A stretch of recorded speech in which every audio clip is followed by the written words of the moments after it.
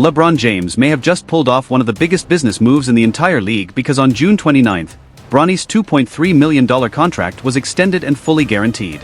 Then, less than 24 hours later, LeBron reportedly called the Lakers front office and told them he was leaving the team. He secured his son's bag and immediately walked away, but now the Lakers players are reportedly done pretending everything is fine.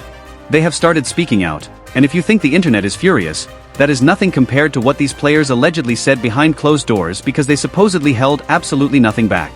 Just wait until you hear what Luka Doncic reportedly said about how this situation is damaging the team's chemistry. Imagine being an actual NBA player who sacrificed your entire career just to earn a roster spot, only to enter training camp beside someone who averaged around 2 points in college but receives millions because of his father. According to Lakers insiders, Walker Kessler was reportedly extremely frustrated because he had just rejected a 5-year, $140 million extension from Utah because he did not want to get stuck on a rebuilding team.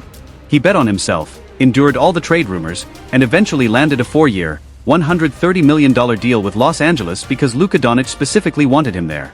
That is what earning your position looks like. So it is easy to understand why Kessler would supposedly feel some type of way about Bronny receiving a multi-year safety net without having to prove himself through meaningful winning basketball.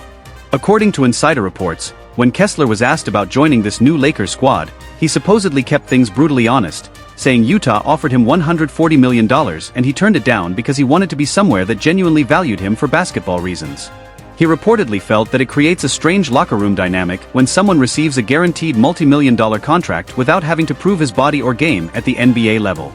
The wild part is that Kessler is not some random newcomer who can simply stay quiet because he already knows many of these players from his time in Utah, including Collin Sexton, while also being connected to the massive Rudy Gobert trade that involved Jared Vanderbilt. These are legitimate players who had to fight through the business of the NBA to earn their opportunities, while Bronny supposedly skipped much of that struggle. And if Kessler being frustrated was already an issue, the treatment of Jared Vanderbilt makes the situation even uglier. The disrespect surrounding Vanderbilt has fueled claims that LeBron and Rich Paul have far too much influence over the Lakers organization. Los Angeles is reportedly looking at Vanderbilt's $22.4 million contract as a major financial burden and could potentially waive and stretch him simply to create around $7 million in room for a pursuit of Jonathan Kuminga. We are talking about a player who anchors the perimeter defense, throws his body around the court, and provides the exact kind of toughness that helps teams win. Yet instead of rewarding that effort, the front office is reportedly considering using him as a financial sacrifice while Bronny remains protected by his guaranteed $2.3 million deal. The hypocrisy is difficult to ignore, especially because Rich Paul represents both players. Yes, the same agent who reportedly pushed teams during the draft to get Bronny onto the Lakers is now watching another client potentially get pushed toward the exit. When those rumors started circulating, Vanderbilt reportedly did not hide his frustration with the double standard. He allegedly questioned why his contract was suddenly the problem after he played 65 games, defended, rebounded, and did everything the team asked of him, while Bronny's $2.3 million remained untouched. That contrast is what makes this situation so strange. A proven defensive player like Vanderbilt is reportedly being treated as expendable while an unproven young player receives significant protection because his father is LeBron James. That kind of favoritism can easily become toxic inside a locker room. And Vanderbilt is apparently not the only player bothered by the situation. According to those same Lakers insiders, Quentin Grimes did not even wait until training camp to question the coaching staff. He allegedly confronted the coaches and wondered why he had spent years fighting through the league just to share a backcourt with someone receiving guaranteed money by default. Grimes had been traded by Dallas around the same time Luka was moved, and he had to rebuild his reputation from scratch. He reportedly looked at the current roster and questioned why Bronny's contract was guaranteed when nobody seemed willing to discuss it. It is difficult to blame him for feeling frustrated because his road to becoming a legitimate NBA player was completely different. Grimes was selected 25th overall by the Knicks in 2021 and spent years establishing himself as a defensive-minded guard before Dallas acquired him and later sent him to Philadelphia for Caleb Martin around the same time Luka was traded. He was treated like another movable asset, but instead of complaining, he responded by producing, averaging nearly 22 points per game for the Sixers and forcing his name back into the conversation. Meanwhile, Bronny reportedly received his financial security after averaging only around 2 points in college, even before his father officially finalized his own Lakers future. That is why the situation feels so frustrating to players who have had to fight for every opportunity. The backcourt situation could become even more complicated because Grimes is not the only guard who had to grind his way into the league. A Lakers blog reportedly ran a headline suggesting that the team's Collin Sexton signing could become a costly Bronny James mistake. Sexton, however, quickly pushed back against that idea by pointing to his journey through Utah, Charlotte, Chicago and Louisiana, explaining that through every trade and buyout, he kept working and scoring. He reportedly averaged around 15 points and 3 assists just to earn a room exception contract and another opportunity. His message was simple: he does not hold grudges, but he remembers what happened. It is hard not to see the irony when a proven guard who recently averaged 15.4 points is being questioned as a mistake while the team is simultaneously protecting Bronny's role. Sexton is reportedly earning a real $19 million room exception because of what he can contribute on the court, while Bronny's $2.3 million deal remains guaranteed. But the loudest reaction may have come from 24-year-old Jaden Hardy, who allegedly said what many people inside the building were thinking but were unwilling to say publicly. When Hardy was asked about a young player skipping the developmental grind that everyone else has to endure, he reportedly summed it up with one word: nepotism. And Hardy is almost the same age as Bronny, which makes the comparison even more interesting. The difference is that Hardy had to experience nearly every ugly part of the NBA business before securing his place. He spent 3 seasons in Dallas learning alongside Luka Doncic before being caught up in the same trade that sent Luka to Los Angeles. Hardy was then sent to Washington, where he had to learn another system while trying to produce for a struggling Wizards team. After that, he was moved again to the Lakers in the DeAndre Ayton deal for a couple of second-round picks. In other words, he had to adjust to multiple coaching systems and different cities in a remarkably short period. Hardy repeatedly had to uproot his life just to earn another chance as a backup guard, while Bronny reportedly received a multi-million-dollar safety net almost immediately. That helps explain why some younger players could be frustrated by what they perceive as favoritism. But the biggest drama begins when you look at what Luka Doncic was reportedly doing behind the scenes during all of this. The face of the Lakers was reportedly sitting inside a private booth at Craig's restaurant on Melrose Avenue while the organization discussed its future with him. On May 3 of last year, Rob Pelinka and J.J. Redick reportedly met with Luka and his manager, Laura Beth Seeger, to discuss building the Lakers around Luka as the franchise centerpiece. The shocking part was that LeBron James was reportedly not even part of the conversation. Ramona Shelburne reportedly confirmed the meeting on NBA Today, explaining that the organization presented its long-term vision and that LeBron was not included in those plans. The Lakers were reportedly preparing for a future with Luka as the face of the franchise. After acquiring Doncic in February 2025, the Lakers allegedly promised him a legitimate contender by the summer of 2026. Luka eventually signed a 3-year, $165 million extension and watched the organization add Walker Kessler for $130 million, Quentin Grimes for $60 million, and Austin Reeves for $185 million. But then the Bronny contract extension became another major talking point. Luka and Bronny have not exactly developed much chemistry on the court, and Bronny reportedly received playoff minutes primarily because Luka and Reeves were dealing with injuries. Once Luka returned healthy, Bronny went back to limited production, averaging around 2.9 points. There may not have been personal hostility, but Luka reportedly made his position clear when asked about the contract extension. He said he had already explained his thoughts on Instagram, praised LeBron for everything he had accomplished, and explained that he signed his extension because the Lakers showed him their vision and followed through by building the roster around that plan. Kessler, Reeves, and the rest of the additions were supposedly the roster Luka had been promised, so seeing Bronny still occupying a guaranteed spot naturally raised questions. And speaking of Reeves, Austin is now one of the players expected to help Luka navigate the post-LeBron era, especially after Rui Hachimura was reportedly traded to the Clippers on a new $28 million contract. That situation is especially crazy for Reeves because he went from being undrafted to earning his status through sheer hard work. Now he is expected to help carry a thinner roster, while guaranteed money remains tied to a player who has struggled to consistently reach 3 points per game.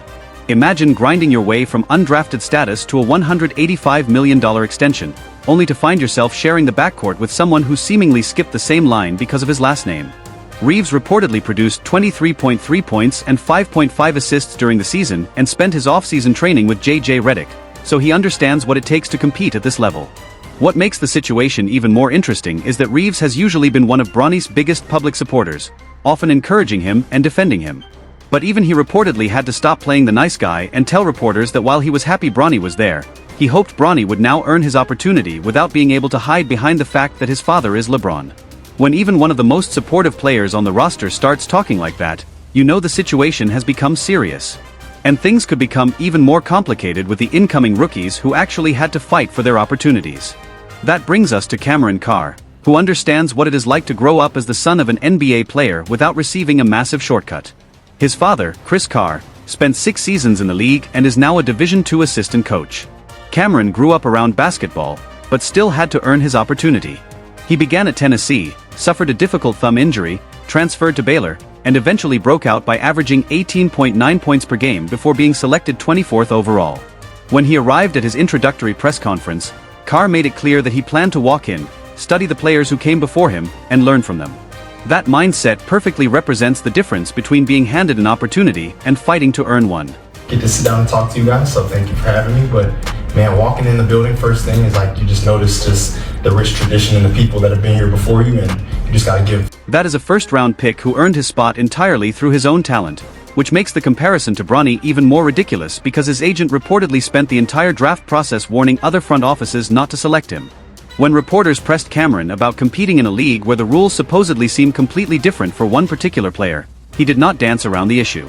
He reportedly said, "As a young player entering this league, you expect everyone to compete under the same standards and have their production speak for itself. But when those standards suddenly change for one person, it can completely disrupt the chemistry of an entire team." And I already know LeBron fans will argue that everyone criticizing Bronny is simply jealous or trying to attack the family, but that argument becomes much harder to make when actual basketball legends are raising the same concerns. Just look at Shaquille O'Neal, a Hall of Fame icon who has personally watched his own sons deal with the brutal reality of basketball. His son Sharif had to overcome serious heart surgery at UCLA before grinding through LSU and eventually trying to revive his career with the G League Ignite. His other son, Shakur, had to take his talents overseas just to find consistent opportunities on a professional floor. Yet somehow, Shaq never picked up the phone during draft night and threatened front offices or demanded that his sons receive guaranteed millions before they had even proven themselves in an NBA game. They had to earn their minutes, or they had to move on. That is precisely why Shaq has the credibility to say what so many people were allegedly whispering behind the scenes.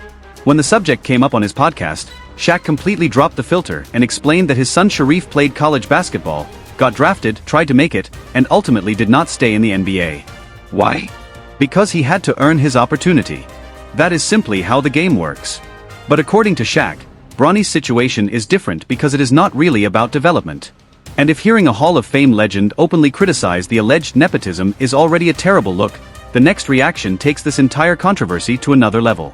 Enter Kwame Brown, the player Michael Jordan selected first overall in 2001, who has spent more than 2 decades carrying the infamous reputation of being one of the biggest draft busts in basketball history.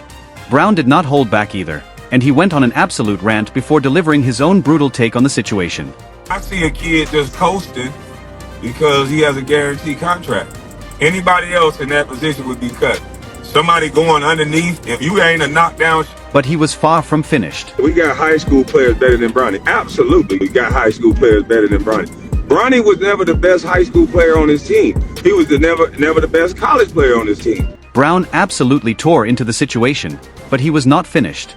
Still, the reaction that really deserves attention came from the man who helped build the modern Lakers dynasty in the first place.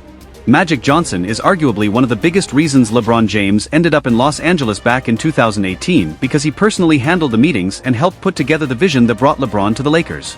So when LeBron officially announced that he was leaving, Magic took to social media with a farewell message thanking him for everything he had done, but there was one incredibly noticeable omission: Bronny. Magic wrote an entire tribute celebrating LeBron and his family's legacy with the Lakers, yet somehow never mentioned the rookie. That is especially interesting because Magic would obviously never publicly humiliate a Lakers player, but his decision to remain completely silent about Bronny speaks volumes. When people started questioning him about it, Magic responded with the safest possible corporate answer, saying, "I want to make it clear that I love LeBron James. The Lakers are in good hands with Luka and Austin. It's an exciting time, and I'm sure Bronny will continue to develop." Next question. And if you think Magic's carefully worded response was obvious enough, just wait until you hear what happened with the people LeBron allegedly tried to silence. Stephen A. Smith has been one of the loudest voices criticizing the entire Bronny situation from the very beginning. Stop this. We all know that Bronny James is in the NBA because of his dad. His criticism became so direct that LeBron reportedly confronted him face-to-face on the court over what he had been saying and reporting. But now that LeBron is officially out of Los Angeles, Stephen A. Smith has nothing holding him back. He went on ESPN and completely let loose. He said, "I'm going to repeat what I said before, the same thing I was confronted over saying. This young man has not earned a guaranteed NBA contract based on merit. I'm not calling him a bad person. I'm saying he has not earned that spot on this team, especially under these circumstances. Every other player on this Lakers roster had to fight their way into the league. Kessler reportedly turned down $140 million. Grimes and Sexton were moved around like trade baggage. Hardy was treated as a trade piece, while Carr battled through a brutal injury and still came back producing nearly 19 points a night. Then you have Bronny James, drafted 55th overall, with his agent allegedly pressuring teams until the Lakers became his destination. And to all the LeBron fans watching, understand this: LeBron's final move as a Laker was not hitting a game-winning shot or making another deep playoff run. It was reportedly making sure the financial security of his family remained intact, while the NBA continues acting as if this entire situation is perfectly normal.